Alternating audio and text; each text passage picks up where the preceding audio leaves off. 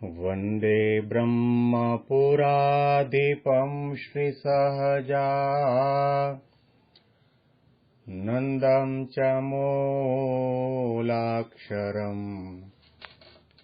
श्रेयस्कारणसद्गुणैकनिलयम् श्रीप्रागजिह्वावत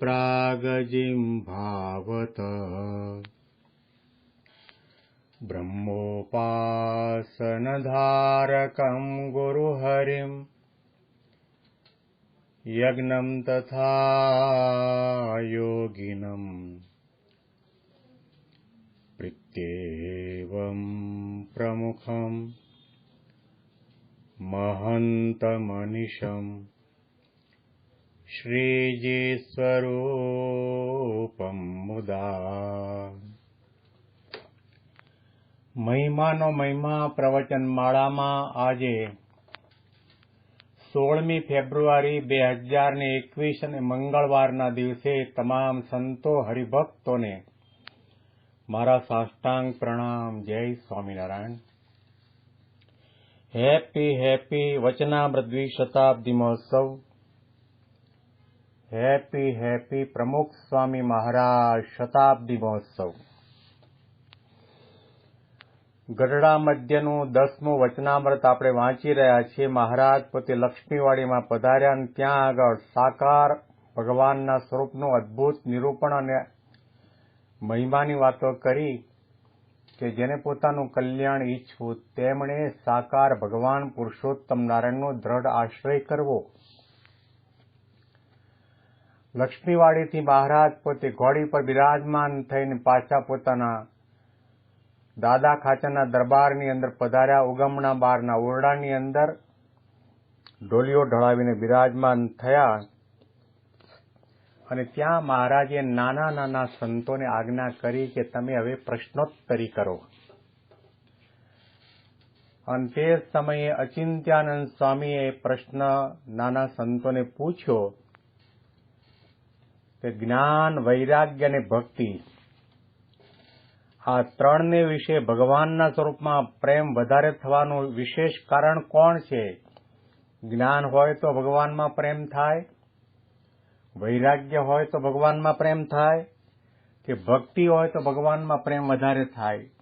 આવો પ્રકારનો પ્રશ્ન સંતો રસપ્રસ પૂછી રહ્યા છે. ત્યારે એનો ઉત્તર ન થયો ત્યારે મહારાજે એનો ઉત્તર આપતા સમજાવતા કહ્યું કે એનો ઉત્તર તો પહેલું તો જ્ઞાન, વૈરાગ્ય અને ભક્તિ શું કહેવાય, એની વ્યાખ્યા શું છે એ આપણે સમજી લઈએ.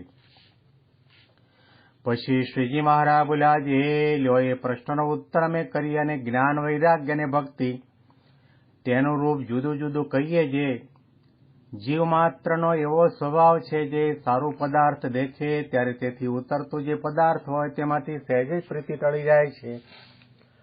માટે ભગવાનનું જે અક્ષરધામ છે અને તેને વિશે જે સુખ છે તેની આગળ જે આ માયક સુખ છે તે તો નકલ જેવું છે અને અચળ સુખ તો ભગવાનના ધામને વિશેષ છે. માટે પરમેશ્વરની વાત સાંભળતા જો ભગવાન સંબંધી સુખ ઓળખાય તો જેટલું માયા થકી ઉત્પન્ન થયું છે તે સર્વે તુચ્છ જણાય.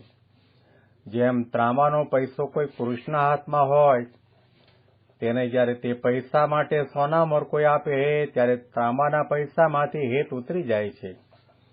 એવી રીતે જ્યારે ભગવાન સંબંધી સુખમાં દ્રષ્ટિ પહોંચે ત્યારે જેટલું માયિક સુખ છે તે સર્વે થકી વૈરાગ્ય પામે છે અને એક ભગવાનની મૂર્તિમાં જે થાય છે એ વૈરાગ્યનું સ્વરૂપ છે. પહેલા મહારાજે વૈરાગ્યનું લક્ષણ બતાવ્યું કે પહેલું કે વૈરાગ્ય ઉત્પન્ન થવાનું કારણ પણ ભગવાનનો મહિમા છે અને ભગવાન સંબંધી સુખનો મહિમા, અક્ષરધામનો કેવો મહિમા છે. અક્ષર પુરુષોત્તમ મહારાજ અને એના સંસર્ગમાં જે સુખ, દિવ્ય આનંદ છે એનો મહિમા જ્યારે સમજાય ત્યાર પછી દુનિયાના કહેતા માયામાંથી ઉત્પન્ન થયેલા તમામ જગતના વિષય સુખ છે તુચ્છ થઈ જાય છે, નકારા થઈ જાય છે. દ્રષ્ટાંત આપીને સમજાવ્યું કે કોઈ માણસના હાથમાં ત્રાંબાનો પૈસો હોય અને એની આગળ કોઈ શેઠ આવીને એમ કહે કે આ ત્રાંબાનો પૈસો મને આપી દે, હું તને એના બદલામાં સોના મોર આપું. તો એક પણ ક્ષણનો વિલંબ કર્યા સિવાય આ ત્રાંબાનો પૈસો પોતે આપી દે છે. એમાંથી હેત મટી જાય છે, કારણ કે એને સમજાવ્યું છે કે ત્રાંબા કરતા સોના મોરની કિંમત વધારે છે. તો ભગવાનનો મહિમા સમજાય તો વૈરાગ્ય ઉત્પન્ન થાય અને આપણી નજર ભગવાનના સુખમાં પહોંચે તો વૈરાગ્ય ઉત્પન્ન થાય. આવું પ્રકારનું લક્ષણ મહારાજે કહ્યું. હવે જ્યાં સુધી આપણને આપણામાં રજોગુણ છે તે ટળતો નથી. વસ્ત્ર આભૂષણ સારા દેખાવું, ટાપટીપ થઈને રહેવું, પરફ્યુમ લગાવવા, મગમગતા થવા, આભૂષણો ધારણ કરવા, આંખે અંજન લગાવવો, હોઠમાં લાલીમાં લગાવવી, નખ રંગવા, ત્યાં સુધી સમજવું કે ભગવાનના સુખની અંદર તમારી નજર પહોંચી નથી. તમે એમ જ માનતા આવ્યા છો કે તમે આંખો અણિયાળી હોય ને મેષ અંજન લગાવ્યું હોય ને ગળામાં લાખો રૂપિયાની કિંમતનો હાર પહેર્યો હોય ને નખ રંગ્યા હોય ને લાલીમાં કરી હોય અને સારા સારા વસ્ત્ર આભૂષણ ધારણ કર્યા હોય તો તમે રૂડા દેખાવ અને તમે દુનિયાની અંદર સારા દેખાવ, એ માન્યતા ખોટી છે. યોગીજી મહારાજના શરીર ઉપર કયું આભૂષણ હતું? આપણે સૌ કોઈ ભગવાન સ્વામિનારાયણના સાચા સંતોના જીવન જોઈએ તો ખ્યાલ આવશે કે એ મહિનામાં એક જ વખત મુંડન કરાવે છે, દાઢી કરાવે છે. અને 2 કપડાં આજે પહેર્યા તો બીજા 2 કપડાં કાલે, એટલે 2 જોડી કપડાં હોય. ગાતરિયું ધોતિયું, 2 ગાતરિયા, 2 ધોતિયા, 2 કોપીન.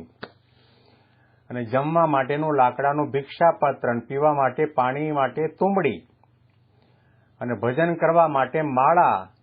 અને ગુણાતીતાનંદ સ્વામી તો તિલક કરતા તે તિલકીઓ પણ લાકડાનું હતું. અને ચંદન જેમાં ઘસતા હતા એ પણ નાળિયેરની પેલી કાચલીની અંદર પોતે ચંદન ઘસતા હતા. અને એમણે તરત જ પેલા બાબાને કહ્યું કે આમાં અમારું કંઈ જ નથી, આ જો જોડી લટકે છે એની અંદર પત્તર લાકડાનું, તુંબડી છે, તિલકીઓ લાકડાનું છે, ચાંદલો ગરમની ડબ્બી પણ વાંસની ભૂંગળી છે. અને આ જે કંઈ રિદ્ધિ સિદ્ધિ માલ મોળિયા દેખાય છે તો ભગવાનનું છે. અને અમને આચાર્ય મહારાજની આજ્ઞા થાય એટલે આ જોડી ખવામાં ભરીને અહીંથી ચાલતા થઈએ. એમને એનો ત્યાગ કરતા લેશ માત્ર પણ વાર ન લાગે. આપણે આટલા વર્ષોના સત્સંગ પછી પણ રજોગુણને મૂકી શક્યા નથી, તમોગુણનો ત્યાગ કરી શક્યા નથી. કારણ કે મહંત સ્વામી મહારાજે આપણને સૂત્ર તો આપ્યું, અક્ષરમ અહમ પુરુષોત્તમ દાસોસ્મી. હું અક્ષર છું અને ભગવાન પુરુષોત્તમ નારાયણનો દાસ છું. પણ અક્ષર એટલે શું? અક્ષરમાં રજોગુણ ન હોય, તમોગુણ ન હોય, સત્વગુણ ન હોય, 3 ગુણથી પર હોય, જાગ્રત સ્વપ્ન અને સુષુપ્તિ અવસ્થાથી પર વર્તતા હોય અને દુનિયાના કોઈ પણ વિષયની અંદર લેશ માત્ર આસક્તિ, વાસના, કામના અને તૃષ્ણા ન હોય, એના માટે ભગવાન સિવાય બીજું કંઈ જ ન હોય, કંઈ જ ન હોય, કંઈ જ ન હોય. ત્યારે એવા અલગારી ફકીર જેવા સંતની અંદર શું હતું રૂપ, છતાં પણ લાખો લોકો એમની પાછળ ગાંડા થતા હતા. દર્શન કરવા માટે, કથા વાર્તા સાંભળવા માટે યોગીજી મહારાજ પોતે કેટલા રોગને લઈને ફરતા હતા. રાતના ઊંઘ ન આવે, પેશાબ ન ઉતરે, ત્યાર પછી ખાંસી, ઉધરસ, શરદી, ઠંડી લાગે, પગના તળિયામાં કળતરા થાય, આવા ઘણા પ્રકારના રોગો. તો પણ સવારના વહેલા 5 વાગે બાળકોથી માંડીને તમામ નવયુવાનો અને વૃદ્ધો વહેલા ઉઠીને યોગીજી મહારાજનું પ્રવચન સાંભળવા માટે દોડી આવતા હતા. કારણ કે એમની પાસે ભગવાન હતા અને એ વૈરાગ્યની ભૂમિકા ઉપર બેઠા હતા. અને એમની વાણીની અંદર પણ વેદો, ઉપનિષદો, આ બધાના મંત્રો અને સૂત્રોનું ઉચ્ચાર નહોતું થતું. કાઠિયાવાડી ભાષામાં, તળપદી ભાષામાં ખોખારો ખાતા ખાતા, માથા ઉપર હાથ ઘસતા ઘસતા, તાળી વગાડતા વગાડતા, ડોલતા ડોલતા બોલતા, તો પણ એમના શબ્દો સાંભળવાવાળાના હૈયાને વેંધી નાખતા હતા. એની પાછળનું કારણ કે વૈરાગ્ય હતો, ભગવાનની વિશે પ્રીતિ હતી. તો હવે આ મહારાજે જે વૈરાગ્યનું લક્ષણ બતાવ્યું, એ વૈરાગ્ય માત્ર સાધુના કપડાં પહેરીને બેઠા એમને જ કેળવવાનો છે? માત્ર સાધુને જ અક્ષરધામમાં જવાનું છે? આપણે જવાનું નથી? આપણે પણ અક્ષરધામમાં જવાનું છે. એટલા માટે તો આપણે આ રજોગુણને છોડવો પડશે. ધીરે ધીરે ઓછો કરતા જાઓ. ડોક્ટર સ્વામીના શબ્દોમાં કહીએ કે ફાયકા કરો છો અને શું પ્રમુખ સ્વામી મહારાજ કહે છે કે આ પટિયા પાડીને નીકળી પડો છો, એમાં આપણી શોભા નથી. આપણી શોભા ભક્તપણામાં છે, વૈરાગ્યમાં છે, જ્ઞાનમાં છે, સરળતામાં છે. અને આ બધા રજોગુણ તમોગુણના ભાવોનો ત્યાગ કરીને વર્તવામાં છે. તો રજોગુણ ટાળવા માટેનો પ્રયત્ન કરવો. મહારાજ એટલા માટે તો કહું કે જેને ભગવાનના ધામનું સુખ જોઈતું હોય તેમણે જાણી જોઈને ટાઢ, તડકો, ભૂખ, તરસ આ બધું સહન કરવું. અને એટલા માટે તો આપણને ડોક્ટર સ્વામી વારંવાર કહીને પ્રવચનની અંદર કહી રહ્યા છે કે રવિવારની સભામાં આવો, આપણે સફેદ વસ્ત્ર પહેરીને આવો, એક સરખો ડ્રેસ પહેરીને આવો, અને મંદિરમાં જઈએ ત્યારે આવા સાદા કપડાં પહેરીને જઈએ ને સાદા ચપ્પલ પહેરીને જઈએ તો આપણને દર્શનનું સુખ આવે ને આપણું મન એમાં લાગે. બાકી કથામાં બેઠા બેઠા આપણને વિચાર થાય કે ગઈકાલે 2000 રૂપિયાના ચપ્પલને જોડા લીધા છે, નીચે ઉતાર્યા છે, કોઈ ઉપાડી તો નહીં જાય ને? રજોગુણ ન છોડ્યો હોય તો આ દશા થાય. અરે સાધુ થઈને બેઠા પછી પણ રજોગુણનો ત્યાગ ન કર્યો હોય તો મહારાજે કહ્યું કે તૂટેલી તુંબડી અને ફાટેલી લંગોટીમાંથી પણ મનને ઉખેડવું મુશ્કેલ થઈ જાય છે. તો શ્રીજી મહારાજ પોતે કહે છે કે ભગવાનમાં પ્રેમ કરવો હોય તો જે પદાર્થોમાં આપણને પ્રેમ છે, જે રજોગુણમાં પ્રેમ છે, જે ખાદ્ય ખોરાકમાં આપણને પ્રેમ છે, વસ્ત્ર અલંકારમાં આપણને પ્રેમ છે, સારા દેખાવાની આપણને ભાવના છે, બધાનો ત્યાગ કરીને ભગવાનને ગમે એવી પ્રકારના થવું પડશે તો જ ભગવાનમાં પ્રેમ થશે. હવે મહારાજ પછી આગળ વૈરાગ્યની વાત કર્યા પછી જ્ઞાનની વાત સમજાવે છે. હવે જ્ઞાનનું સ્વરૂપ કહીએ છીએ જે જ્ઞાન નિરૂપણને વિશે 2 શાસ્ત્ર છે. એક સાંખ્ય શાસ્ત્ર અને બીજું યોગ શાસ્ત્ર. તેમાં સાંખ્ય શાસ્ત્રનો એ મત છે જે જેમ આકાશ છે, જેમ આકાશ જે તે પૃથ્વી, જળ, તેજ, વાયુ તેમાં વ્યાપક છે અને આકાશ વિના એક અણુ પણ ક્યાંય ખાલી નથી, તો પણ પૃથ્વી આદિકના જે વિકાર તે આકાશને અડતા જ નથી. તેમ પુરુષોત્તમ ભગવાન છે તેને આકાશની પેઠે માયિક વિકાર કોઈ અડતો જ નથી. એ વાર્તા કૃષ્ણ તાપની ઉપનિષદમાં કહી છે. હવે મહારાજ જ્ઞાનની વાત કરે છે, કારણ કે પ્રશ્ન કેવો પૂછાયો છે કે જ્ઞાન, વૈરાગ્ય અને ભક્તિ આ 3 સાધનોમાંથી કયા સાધને કરીને ભગવાન પુરુષોત્તમ નારાયણમાં આપણને વધારે હેત અને પ્રેમ થાય? પહેલું વૈરાગ્યનું લક્ષણ બતાવ્યું. બીજું હવે જ્ઞાનનું લક્ષણ મહારાજ બતાવે છે કે જ્ઞાનના 2 માર્ગ છે. એક સાંખ્ય શાસ્ત્ર અને બીજું યોગ શાસ્ત્ર. એની અંદર સાંખ્ય શાસ્ત્રનો મત એવો છે કે જેવી રીતે આકાશ કેવું તત્વ છે કે પૃથ્વીમાં પણ છે, જળમાં પણ છે, તેજમાં પણ છે, વાયુમાં પણ છે, અને અનંત કોટી બ્રહ્માંડની અંદર એક નાનો એવો પરમાણુ પણ એવો નથી કે જ્યાં આકાશ એમાં ન હોય.